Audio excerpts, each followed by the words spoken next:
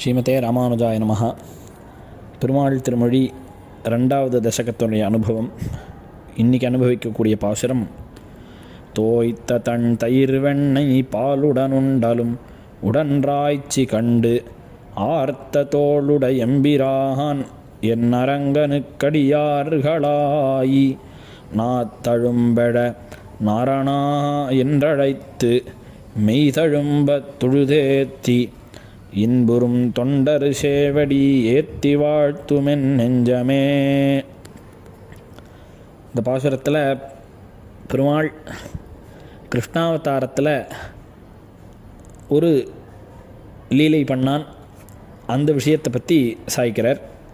அந்த விஷயத்தில் ஈடுபட்ட பாகவத்தாள், அந்த பாகவத்தாளுடைய திருவடியே என்னுடைய நெஞ்சமானது வாழ்த்தும், அவளுடைய திருவடிகளுக்கு பல்லாண்டு பாடும் அப்படின்னு சாய்ச்சார்.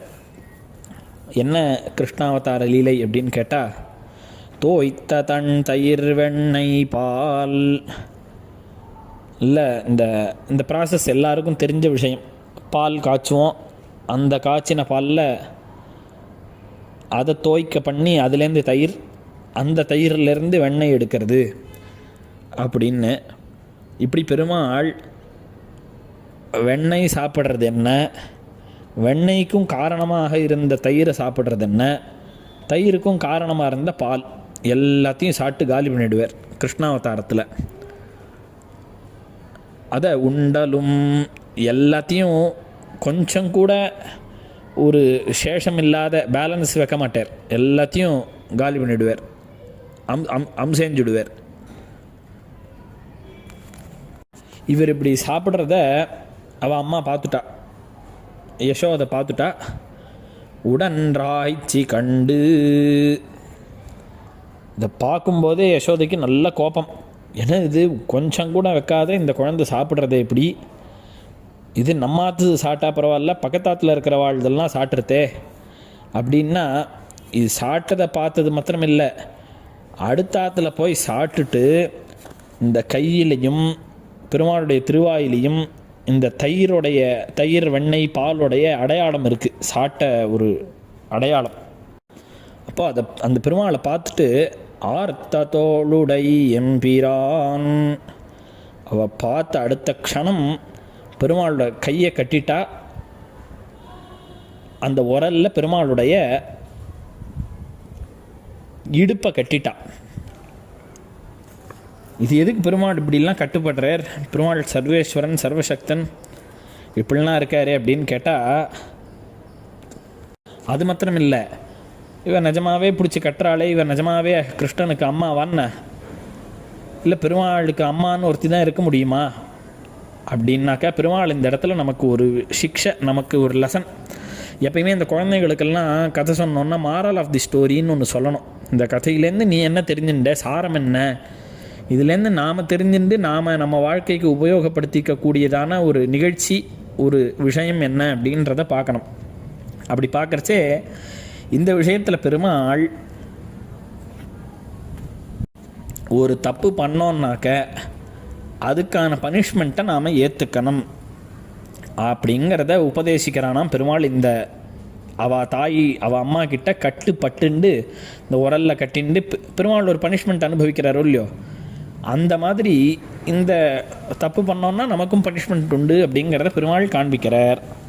இந்த பெருமாள் இந்த உரலோடு கட்டுன்று இருக்கிறதுல எல்லா ஆழ்வார்களுக்கும் ஒரு தனி அனுபவம். இந்த விஷயத்தில் பெருமாள் போய் கட்டுப்பட்டுன்னு இருக்கானே, அவனுடைய சௌலபியம் எப்பேற்பட்ட சௌலபியம் அப்படின்னு நம்மாழ்வார்லாம் மூர்ச்சிச்சதுக்கான காரணம் 6 மாத காலம் நம்மாழ்வார் மூர்ச்சித்து போயிட்டார். ஏன்னா கிருஷ்ணானுபவம், 3மே கிருஷ்ணானுபவம். அதில் இதுதான் முதல் தடவை. எத்திர முரளினோடு இணைந்திருந்தேங்கிய எழிவே, இந்த சௌலபியத்தை பார்த்து, சௌலபியத்தினுடைய பராகாஷ்டை எல்லை நிலமாக இந்த கிருஷ்ணாவதாரத்தில் இந்த உரலில் கட்டுன்றிருக்கிற விஷயம் ஆழ்வார் ரொம்ப மோகிக்க பண்ணி அவர் மூர்ச்சையானதுக்கு காரணமான சரித்திரம் இந்த விஷயம். இதை கலியனும் இந்த உரலில் கட்டுன்னு இருக்கிற பெருமாள்கிட்ட ரொம்ப ஈடுபடுறார். பெரிய திருமொழியில் உரியார்ந்த நறுவெண்ணை ஒளியால் சென்று அங்குண்டானைக் கண்டாய்ச்சி உரலோடார்க்க. இந்த உரியார்ந்த நறுவெண்ணெய், நல்ல நல்ல ஃபஸ்ட் கிளாஸ் வெண்ணெய் எல்லாம் எடுத்து வச்சுருக்காளாம். தயிர்லேருந்து எடுத்து கடைஞ்சி பத்திரப்படுத்தி வச்சுருக்கா. அந்த வெண்ணெயை ஒளியால் சென்று, யாருக்கும் தெரியாத போய் சாப்பிட்ணுன்னு பெருமாள் நினச்சின்னு மாட்டிக்கிறாராம். போய் அப்படி சாப்பிட்ணுன்னு நினைக்கிறச்சே அங்கு உண்டானை கண்டு, அங்கே பெருமாள் சாட்டுன்னு இருக்கிறச்சே யசோதை பார்த்துட்டா. ஆய்ச்சி உரலோடார்க்க, பார்த்த உடனே இனிமேல் நீ போய் திருடுவியா, திருடக்கூடாது அப்படின்னு சொல்லி உரலில் கட்டிடுறா. அப்போ பெருமாள் எப்படி எழுதிருந்தார் அப்படின்னா, தரியார்ந்த கருங்களிரே போல நின்று தடங்கண்கள் பனிமல்கும் தன்மையானை. அப்போது அந்த உரலில் கட்டின்னு இருக்கிற பெருமாள் ஒரு யானை எப்படி அந்த பாகன் சங்கிலியில், அந்த யானை நாச்சதுன்னா அந்த சங்கிலியை பிச்சு சுக்குநூறாக பண்ணிட்டு கிளம்பிடலாம். ஆனால் அந்த யானையோடைய காலில் அந்த சங்கிலியை கட்டி அந்த பாகன் நிறுத்தி வச்சிருக்கானோ அப்பேற்பட்ட பலம் யானைக்கு. அந்த யானை எப்படி நின்றுட்டு இருக்குமோ அந்த சங்கிலிக்கு கட்டுப்பட்டு, அந்த மாதிரி பெருமாள் எழுந்தருளி இருந்தாரேன்னு ஆழ்வார் சாய்க்கிறார், திருமங்கை ஆழ்வார். தரியார்ந்த கருங்களிரே போல நின்று தடங்கண்கள் பனிமல்கும் தன்மையானை. அந்த பெருமாளுடைய திருக்கண்கள்லேருந்து கண்ணீர் வருதான். என்ன அவருக்கு வலிக்க போகிறதா, என்னத்துக்காக இப்படி அழறார் அப்படின்னு கேட்டால், அம்மா கட்டும்படியான பாக்கியம் நமக்கு கிடச்சிதே, பாகவதாள் ஆசிரித்தாள் நம்மளை சேர்ந்தவா எது பண்ணாலும் நாம் அதை சகிச்சிக்கணும் அப்படிங்கிற தன்மையை பெருமாள் வழியில் காண்பிச்சாராம். இந்த கலியன் சாதிச்சா பொறுமன்ன, கலியனுரை குடிகொண்ட கருத்துடையோனான சுவாமி தேசிகன் யாதவாபிதயத்தில் இது அப்படியே இந்த திருமங்கை ஆழ்வார் பாசுரத்தை அப்படியே சம்ஸ்கிருதப்படுத்தி பாடுறார். உலூகலே பிரக்ரதிதேன தாம்னா நிபத்தமாஸ்ரா விலலோலநேத்ரம் சஹா சமைக்ஷந்த ஜனாசமந்தாத் ஆலானிதம் நாகமிவானபிஜ்ஞாஹ.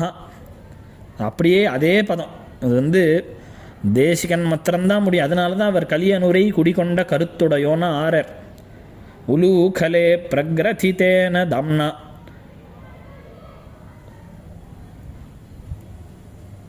அங்குண்டானைக் கண்டாய்ச்சி உரலோடார்க்க. உலூகலே பிரக்ரதிதேன தம்னா, தடங்கண்கள் பனிமல்கும் தன்மையானை நிபத்தமாஸ்ரா விலலோலநேத்ரம். தரியார்ந்த கருங்களிரே ஆலானிதம் நாகமிவானபிஜ்ஞாஹ. இந்த நாகம்னா சம்ஸ்கிருதத்தில் யானை. அந்த மாதிரி பெருமாள் எழுந்தருளி இருந்த. அப்படி இந்த உரலோட கட்டுண்ட பெருமாள்கிட்ட ஆழ்வார்கள்லாம் ஈடுபடுறதுன்றது ஒரு தனி ஒரு விஷயம்.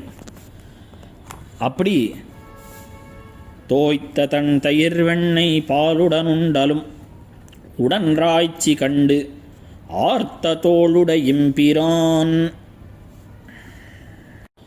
கட்டுப்பட்டதான திருத்தோள்களை உடைய எங்களுக்கு உபகாரகன், பிரான்னா உபகாரகன், அப்பேற்பட்ட என் அரங்கனுக்கு, என்னுடைய ரங்கநாதனுக்கு அடியார்களாய் தாசர்களாகி நாத்தழும்பழ நாரணா என்றழைத்து பெருமாளுடைய திருநாமாக்களை சொல்லி சொல்லி அந்த நாக்கானது தழும்பேறி இருக்கான். மெய் தழும்பத் தொழுதேத்தி பெருமாளுடைய திருநாமாக்களை சொல்லி சொல்லி பெருமாளை பிரணாமங்கள் பண்ணுறாளாம், சேவிக்கிறாளாம். அப்போது பெருமாளுடைய திருநாமாவை அசக்கிருத்தாக சொல்லின்னு இருக்கா. நான் தழும்பழன்னா நிறைய தடவை சொன்னாதான் அந்த தழும்பானது நாக்கில் ஏற்படும். அதன் பிரகாரமே மெய்த்தழும்புறதும் பல விதமாக பல ஆவருத்தி பிரணாமங்கள் பண்ணுறதுனாலன்றது மெய்த்தழும்ப பல தடவை சேவிக்கிறதுன்ற சம்பிரதாயம் தான் நம்ம சம்பிரதாயம். அதை ஆழ்வார் சாய்க்கிறார். இப்படி பலதரம் பக்தியினோடையும் ஸ்ரத்தையினோடையும் சாஸ்திரமும் பல தடவை தான் சேவிக்கணும்னு சொல்லியிருக்கு. அதன் பிரகாரத்தினாலையும் பெருமாளை சேவிக்கக்கூடிய பாகவத்தால் இன்புறும் தொண்டர் சேவடி, இப்படி ஆனந்திக்கக்கூடிய பாகவத்தாளுடைய சேவடி இருக்கே திருவடிகள், அந்த திருவடிகளையே ஏத்தி வாழ்த்துமென் நெஞ்சமே, அவளை ஸ்தோத்திரம் பண்ணி அவளுக்கு பல்லாண்டு பாடுறது தான் என் மனசு என் நெஞ்சானது பண்ணும் அப்படின்னு இந்த பாசுரத்தில் சாய்க்கிறார்.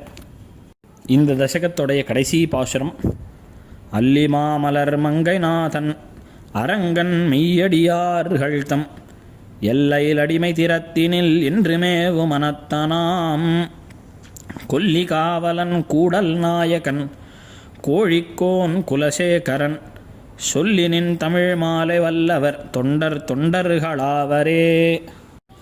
தாயாருடன் கூடியதான ரங்கநாதன். வெறும் பேச்சுலர் நாராயணனை சேவிக்கிறது நம்ம சம்பிரதாயம் இல்லை, சத் சம்பிரதாயம் இது இல்லை. ஷியப்பதியான பெரிய பெருமாளுடைய அனன்ய பிரயோஜர்களாக இருக்கக்கூடிய ஸ்ரீவைஷ்ணவர்கள், பெருமாள் பிராட்டி தான் பிரயோஜனம்.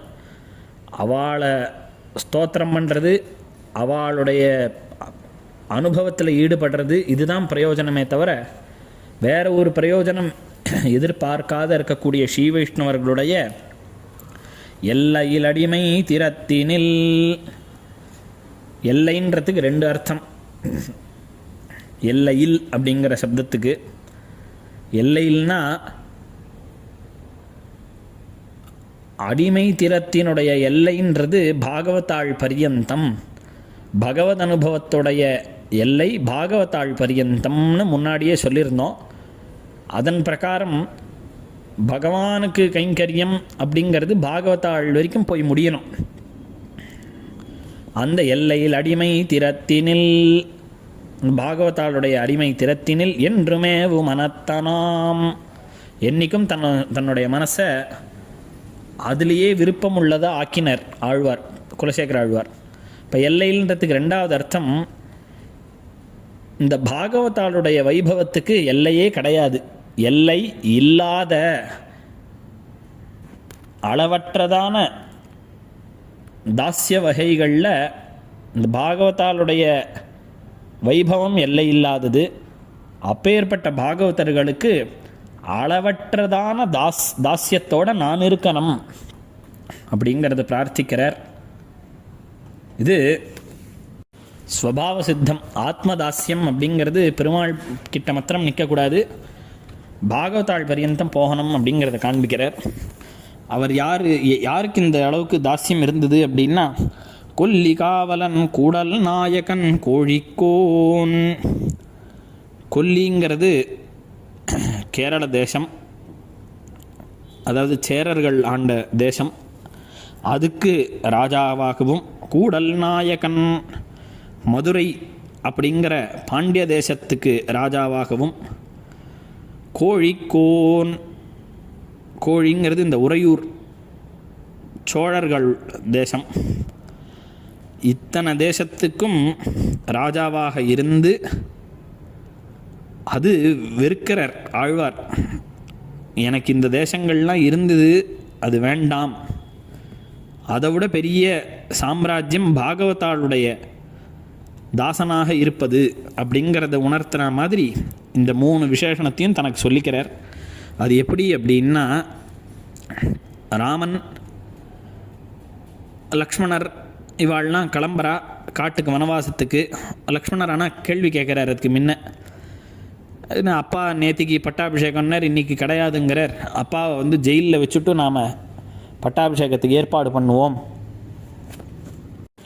கட்டி போட்டாலும் சரி வெட்டி போட்டாலும் சரி இந்த பட்டாபிஷேகம் நடக்கணும் அப்படின்லாம் லக்ஷ்மணர் கோபமாக பேசுகிறார். லக்ஷ்மணர் வந்து அந்த கோபத்தில் பேசினதெல்லாம் தற்கால சதிருஷம் வச்சா, அந்த காலத்துக்கு பெருமாள் லக்ஷ்மணர் இளையாழ்வார் சொல்கிறது சரியாக இருக்கும்னு தோணும். ஆனால் அது அப்படி இருக்காது. பெருமாள் இதெல்லாம் ஆலோசனை பண்ணி சொல்கிறார், இல்லைப்பா ராஜ்யமா வனவாசமான்னு கேட்டால் வனவாசோ மகோதயா அப்படின்னு வனவாசம் பெருமாளுக்கு உகந்ததாக இருந்தது. ஏன்னா தர்மத்தை நாம் பரிபாலனம் பண்ணோன்னு. ஆனால் அந்த வனவாசமே பெரிய உடையாராக இருந்த ஜட்டாயு பரவச்சதுக்கப்புறம் வெறுத்து போயிடுது அந்த வனவாசமே. ஜட்டாயு போனது பெருமாளுக்கு பெரிய விதமான துக்கத்தை ஏற்படுத்தித்து. அது பெருமாளே சாய்க்கிறார்.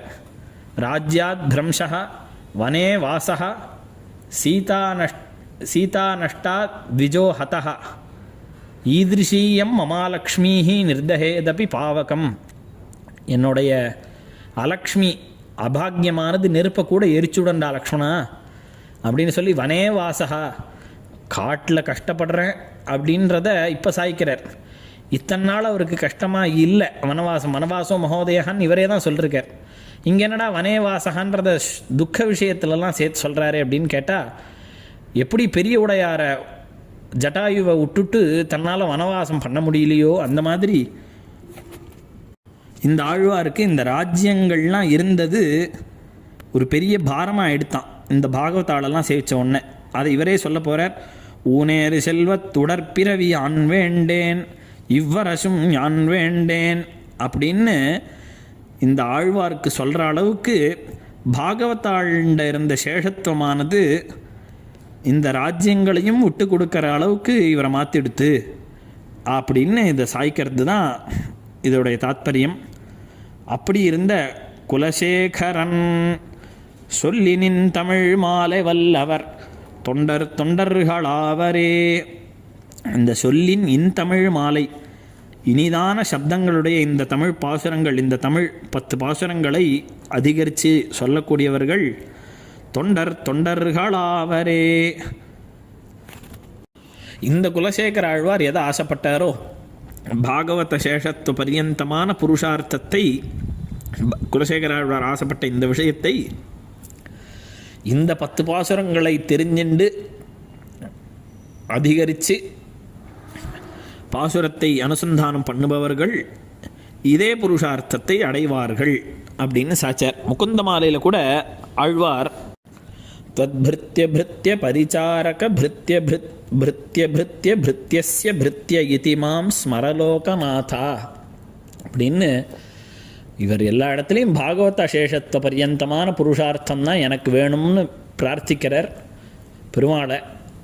அதன் பிரகாரம் இங்கேயும் இந்த தசகத்திலையும் இதை அனுசந்தானம் பண்ணி இருக்கக்கூடியவர்கள் பாகவத பரியந்தமான சேஷத்துவத்தை, பாகவதர்களுக்கு அடிமை செய்யும் ஒரு புருஷார்த்தத்தை பெறுவார்கள் அப்படிங்கிற பலனை சாதித்து இந்த தசகத்தை, 2வது தசகத்தை பூர்த்தி பண்ணுறார். அடுத்த உபன்யாசத்தில் அடுத்த அனுபவம். ஸ்ரீமதே நிகமாந்த மகாதேசிகாய நமஹ.